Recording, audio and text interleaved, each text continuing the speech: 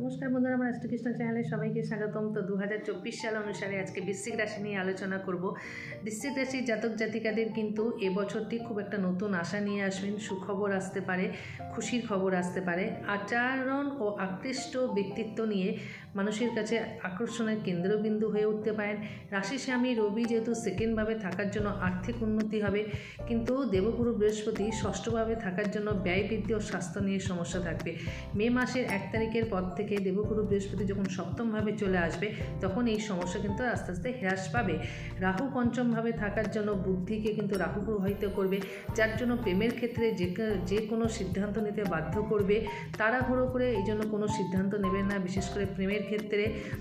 মঙ্গলের যেহেতু রাহু পঞ্চমভাবে থেকে মঙ্গলকে গোচরণ করবে, সেহেতু এপ্রিল থেকে জুন মাস পর্যন্ত সময়টা কিন্তু একটু খারাপ যাবে। সেই সময় খুব সতর্ক থাকবেন। বাকি ক্ষেত্রে কিন্তু